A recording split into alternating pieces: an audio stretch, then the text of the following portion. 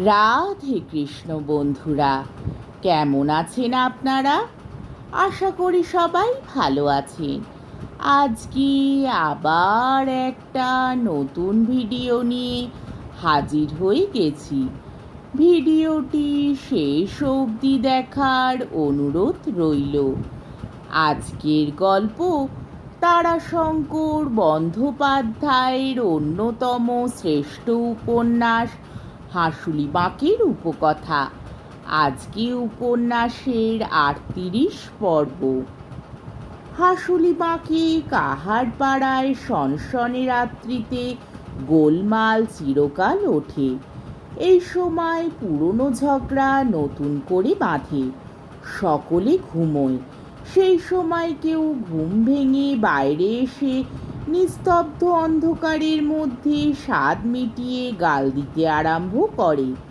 যদি প্রতিপক্ষটিও সেই সময় জেগে উঠে দৈবক্রমে, তবে লেগে যায় চুলোচুলি। তাছাড়া হঠাৎ লোকের সারায় গোলমাল ওঠে কাহারপাড়ায়। জাঙলের চন্দনপুরের ছোকরারা সেই সময় শীষ দেয়, সিটি দেয়। উঠোনে টুকটুক করে ঢেলা ছুঁড়ে ইশারা জানায় কাহার বাউরির আলাপি মেয়েদের।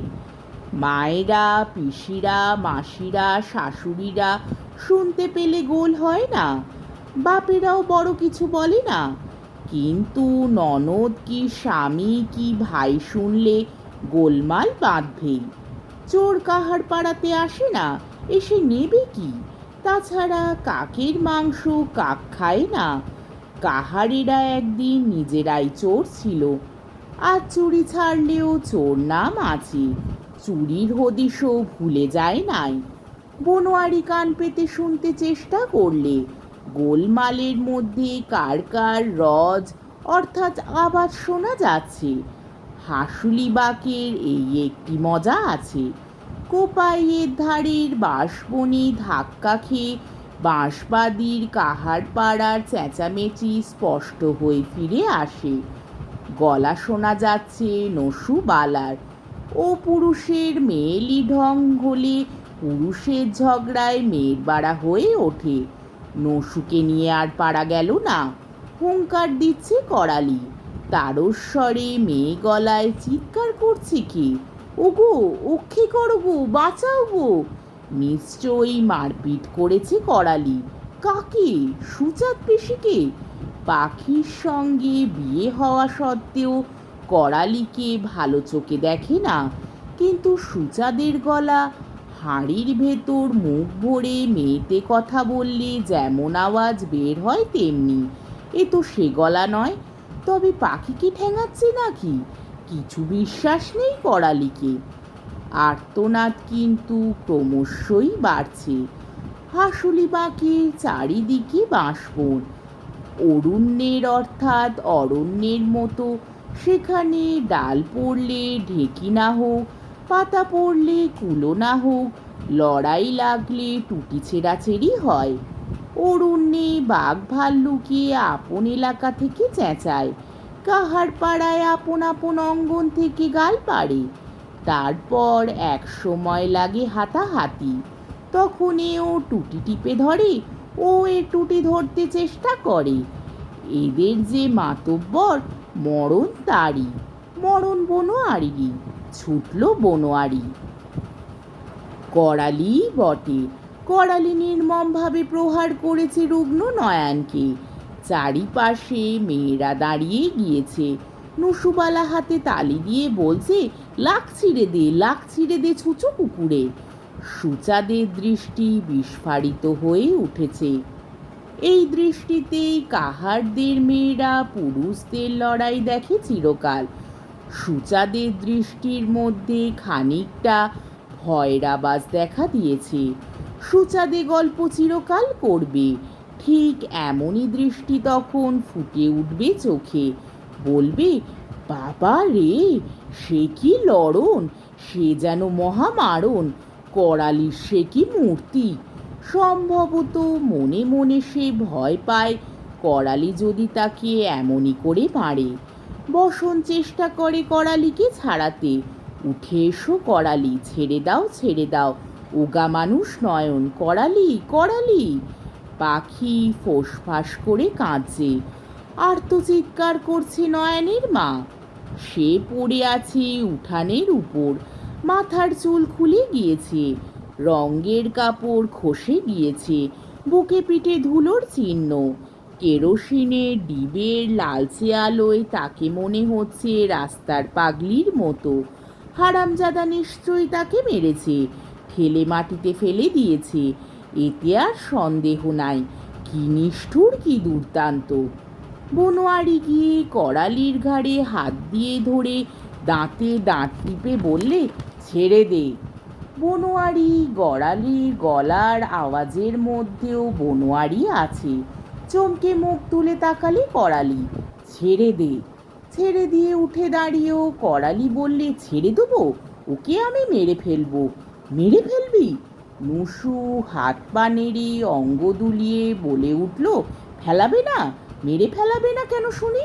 তোমার পরিজনের নখ যদি কামড়ে ধরে নাক কেটে দিতে যায়, তবে তুমি তাকে মেরে ফেলাবে না, ছেড়ে দেবা? গায়ে পিঠে হাত বুলিয়ে সন্দেশ খেতে দেবা? নয়নের মা ছেলের কাছে এসে ছেলেকে তুলতে চেষ্টা করছিল। সে বলে উঠল, কার পরিবার? লয়ালের বিয়ালো বউ লয়ও। যে পরিবার স্বামীর ওক দেখে ফেলে চলে যায় সাঙা করে, তার লাক কেটে দেবে না? বনোয়ারি বুঝে নিল ব্যাপারটা। পাখি এসে সামনে দাঁড়িয়ে আরো পরিষ্কার করে বুঝিয়ে দিলে ব্যাপারটা। সে নিজের নাকটা দেখিয়ে বললে, দেখো। নুসুবালা একজনের হাত থেকে কেরোসিনের ডিবেটা প্রায় কেড়ে নিয়ে পাখির নাকের সামনে ধরে বললে, বলো। চোখ তো আছে, মাতব্বর মানুষ, বিচারও আছে, বলি একবার দেখো। লাকে কামড়ে কি করেছে দেখো। সব পুত থাকতে লাতির মাথায় হাত, হাত গেল, আঙুল গেল, পিঠ গেল, কাঁধ গেল, গিয়ে লাকে কামড়। সত্যি, নাকে দাঁতের দাগের ঘের জুড়ে লালচে রক্তাভ দাগ হয়ে গিয়েছে। নয়নের দিকে তাকালে বনোয়ারি। হাঁপানির রুগী বেচারা নির্জীবের মতো পড়ে আছে। যে শাসন তার হয়েছে, তার উপর শাসনের আর উপায় নাই। তাছাড়া নয়নের উপর যে আঘাত দিয়েছে, তার জন্য বনোয়ারির মনে যে অন্যায় বোধটুকু খচখচ করছিল, সেটাও এই সুযোগে বড় হয়ে উঠল। সে কিছুতেই মানতে পারলে না শাসনটা ন্যায্য শাসন হয়েছে। বনোয়ারি বললে, বুঝলাম, সব বুঝলাম, কিন্তু তবু অন্যায় হয়েছে, নিশ্চয়ই অন্যায় হয়েছে। ওগা মানুষটা যদি মরে যেত? মুখ এক বাক্যে আর ঠাঁই একে মার, পিতৃপুরুষে বলে যেছে কথা। করালি বলে উঠল, কোম্পানি আইনে মেয়ে মানুষকে এমন করে কামড়ে দেওয়ার জন্যে জেল হয়। বনোয়ারি গর্জে উঠল, করালি, কি আমি অন্যায় কি বললাম? এই, চন্দনপুরে পালাতে হয়েছিল তোকে গা ছেড়ে, আমি তোকে সব ক্ষমা ঘেন্না করে আবার এনেছি গ্রামে। তখন আমি কি বলেছিলাম মনে কর? আমার কথা শুনে চলতে হবে, প্রবীণদের অমান্য করবি না, অধম্য অনাচার করবি না। তবু স্বীকার করেছিলি কি না? করালি জবাব দিলে না কথায়। পাখিকে টেনে বললে, চলে আয়। চলে গেল তারা। নুসুবালা কোমর ঘুরিয়ে হঠাৎ বলে উঠল, মরে যাই, চলো গো চলো, ঘর চলো সব। সেই যে বলে চোখের জলে নরম হলো মাটি, সেই মাটিতে কুড়িয়ে পেলাম হারানো পিঁড়ি। বলে সে ঠোঁটে পিচ কেটে সঙ্গে সঙ্গে চলে গেল। হয়তো সেই মুহূর্তে বনোয়ারি একটা কাণ্ড করে বসত, কিন্তু তখন নয়নের মা তার পায়ের কাছে মাথা রেখে পায়ে হাত দিয়ে কেঁদে বলছিল, বিচার করো, তুমি বিচার করো, মাতব্বর তুমি বিচার করো। বনোয়ারি মাথা হেঁট করলে, অবিচার সে করেছে। পরক্ষণে সে নয়নকে দুই হাতে তুলে নিয়ে দাওয়ার উপর এনে সেখানে পাতা তালপাতার চাটাইয়ের উপর দিয়ে বললে, জল আনো দেখি, মুখে কপালে জল দাও, ছেলেকে সুস্থ করো আগে। সকলেই প্রায় চলে গিয়েছিল। নয়নের মা এককালে ছিল মাতব্বরের পরিবার, ঘর ভাঙাদের ঘরের গিন্নি। তার অহংকার ছিল বেশি। সে অহংকার ভেঙে গেল যখন, তখন থেকে সে অত্যন্ত কটুভাষিণী। তাই তার প্রতি কারুর সহানুভূতি নাই। কাহার পাড়ার লোকে শুধু ঠোঁটে হাসতে জানে না। ওদের সহজ কথা। ওরা বলে, আকাশের তারা জলে ফোটে। আকাশে মেঘ থাকলে কি পুকুরে পানা থাকলে হবার জো নাই? তোর সঙ্গে ভাব নাই তা হাসলে হবে কি? বসেছিল কেবল সুচাঁদ।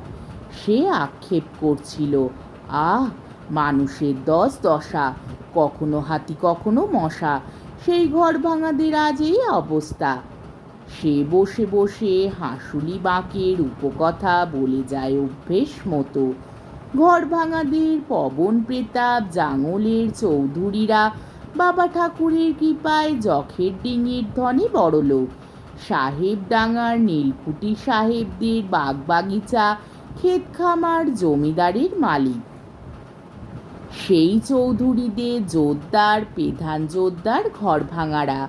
নয়নের কর্তা বাবার গলার হাঁকার কি, মোচের বেগ কম কি, আঙা চোখের তারার ঘুরন কি?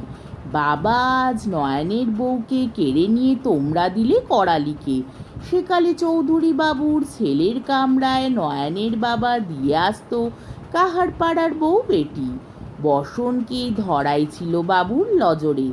নয়নের বাপুর মদের পেশাদ পেত, মাংসের পেশাদ পেত, সকল ভোগের পেশাদ পেত। নয়ান এতক্ষণে সুস্থ হয়েছে। চোখ মেলে চাইলে সে। বনোয়ারিকে দেখে তার চোখ দিয়ে জল গড়িয়ে পড়ল। বনোয়ারি তার কপালে হাত বুলিয়ে বললে, ঘুমো, টুটকে সেরে ওঠ, তোর সাঙা দিয়ে দেব আমি। করালি তোর বউকে সাঙা করেছে, বলিস তো করালি যে বউকে ছেড়েছে সেই বউকে সাঙা দিয়ে দেব তোর। আজকের পর্বটি এইখানেই শেষ হলো। আমার ভিডিওটি যদি আপনাদের ভালো লেগে থাকে তাহলে আমাকে কমেন্টের মাধ্যমে আপনাদের মূল্যবান মতামত অবশ্যই জানাবেন এবং আমার ভিডিওটিকে লাইক ও শেয়ার করার ও আমার চ্যানেলটিকে সাবস্ক্রাইব করারও অনুরোধ রইল। তাহলে আজকের ভিডিওটা এই অবধি। পরের দিন আবার এই উপন্যাসেরই ৩৯ পর্ব নিয়ে হাজির হয়ে যাব। ততক্ষণ পর্যন্ত আপনারা সবাই ভালো থাকবেন, সুস্থ থাকবেন, সাবধানে থাকবেন এবং আমার ভিডিওটি দেখতে থাকবেন। তাহলে আজকে আসি। রাধে কৃষ্ণ।